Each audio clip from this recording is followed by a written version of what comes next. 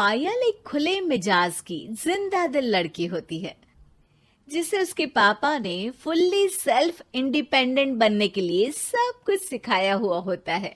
एक शाम पायल अपनी बाइक पर सीटी बजाते हुए कॉलेज से घर वापस पहुंचती है, जिसे देखते ही उसकी मम्मी गुस्से में पूरा घर सिर पर उठा लेती है। आ गई महारानी, बहुत बोलते थे मैं अपनी बेटी को सब कुछ सिखाकर दुनिया में मजबूती से खड़े रहना सिखाऊंगा, साथ में बेटी को लफंडर बनना भी सिखा दिया, ये नहीं बताया। क्या हुआ? आज ये कुकर इतनी सीटियां क्यों मार रहा है? सीटी? सारी फसाद की जड़ तेरी वो बाइक और सीटी है, उन्हीं से लड़के छेड़ती है ना तू। हाँ, ये तो गलत है, मुझे बताए बिना ही लड़का छेड़ दिया।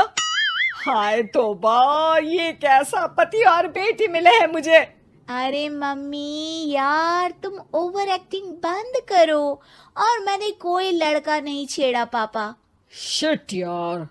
अच्छा मम्मी, आप पहले मुझे ये बताओ कि आपको ये सब बेकार बातें बताता कौन है? अच्छा, तूने कोई लड़का नहीं छेड़ा? अरे वही शर्मा आंटी, वही बताती रहती है, पर उसकी खबर तो मैं खुद ले लूंगी। अच्छा मेरी प्यारी बेटी, थक गई होगी ना, जा जाकर आराम कर बेटा। अचानक मम्मी को गर्म से नरम होते देख के पायल और उसके पापा कंफ्यूजन में एक दूसरे को देखने लगते हैं। आंखों से कुछ इशारे होते हैं और पायल वहां से चुपचाप चली जाती है। जिसके बाद रात को घर में सबके सोने के बाद दोनों पापा बेटी छत पर मिलते हैं।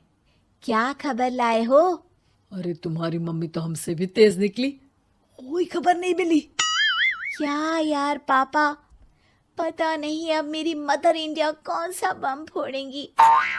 इसी के साथ दोनों अपने कमरे में वापस जाकर सो जाते हैं।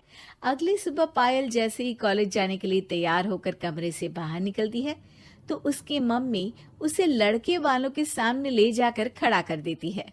जी, ये है मेरी बेटी पायल, थोड़ी चंचल है लेकिन बहुत नेक दिल और होशियार है। देखते ही देखते कुछ घंटों में पायल और शुभम का रिश्ता पक्का हो जाता है, जिसके कुछ दिनों बाद पायल शादी कर अपने ससुराल पहुंच जाती है।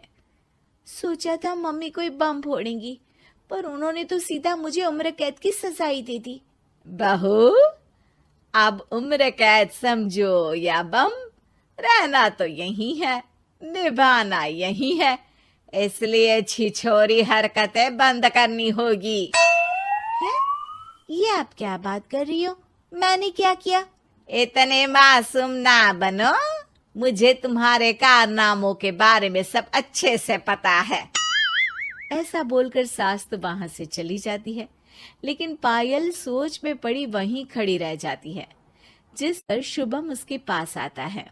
तुम मम्मी की बात का बुरा मत मानना, वो पड़ोस वाली आंटी ने उन्हें तुम्हारी बाइक चलाना, सीटियां बजाते हुए घूमना, बेधड़क सबसे बात करना वगैरह जैसी कुछ बातें बता दी है, जिसे सुनकर उन्हें गुस्सा आ गया है।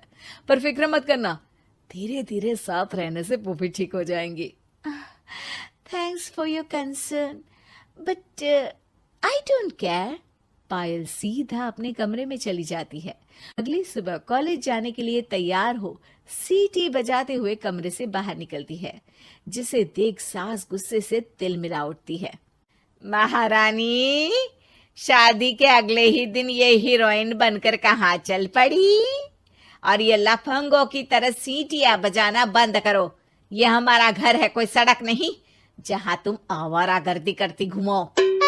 मम्मी जी, सीटी बजाने और कंफर्टेबल कपड़े पहनने से लोग कब से आवारा बनने लगे?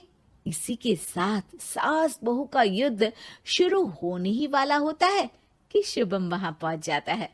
माँ, उसका कॉलेज है इसलिए ऐसे तैयार हुई है। और पायल, तुम भी माँ को समझने की थोड़ी कोशिश करो ना प्लीज। सिचुएशन संभालकर शुभम और पायल घर से निकल जाते हैं। इसी तरह दिन बीतने लगते हैं, जिससे सास बहू की लड़ाइयों के बीच शुभम पिसता रहता है, लेकिन साथ ही वो दोनों एक दूसरे की आदतों को अपना भी लेती हैं। पर पायल का सीटी बजाना सास को आज भी नागवारा ही होता है।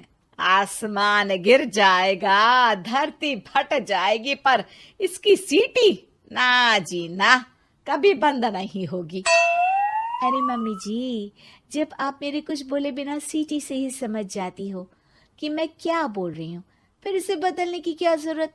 यही तो हमारी यूनिकनेस है। पायल की बात से ज्यादा सहमत ना होते हुए भी सास हंस पड़ती है।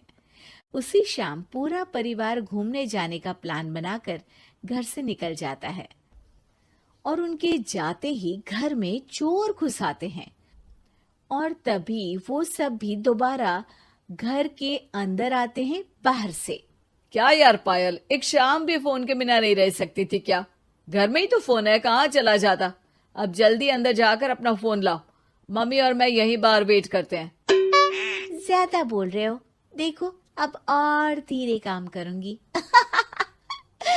ऐसा बोलकर पायल घर के अंदर जाती है और बहुत देर तक बाहर निकल कर नहीं आती। अरे ये तो सच में जानबूझकर लेट करने लगी। चल कर देखते हैं ना। दोनों जैसे ही मेन डोर के नजदीक पहुंचते हैं, उन्हें पायल के सीटी बजाने की आवाज सुनाई देती है। हमें लेट करके खुद मजे से बैठी सीटियां बजा रही है। अरे गधे, ये मजा नहीं सजा है, जल्दी से पुलिस को फोन कर। माँ की बातों से कंफ्यूज्ड शुभम उसे देखता ही रहता है। सास खुद ही पुलिस को फोन कर देती है। कुछ देर बाद वो दोनों पुलिस के साथ घर के अंदर जाते हैं तो पायल एक कुर्सी पर बंधी होती है और सास को देखते ही दोबारा सीटी बजाने लगती है। सीटियों की दुकान फिर से शुरू हो गई तू?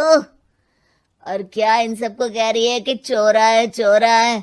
तुझे कैद किया है, थोड़ा तो तरस खाकर डर हमसे। और प्यार से क्या बोल रहा है इससे? अरे इसके सर पर बंदूक लगा, ठोक दे इसको। अरे चल झूठे, तेरे पास तो हथियार है ही नहीं। सास की बात सुन वहां मौजूद सारे इंसान हैरान रह जाते हैं और पुलिस तुरंत उन चोरों को अरेस्ट कर लेती है। आपको कैसे पता कि इनके पास हथियार नहीं है? अरे सीटी नहीं तो बताया।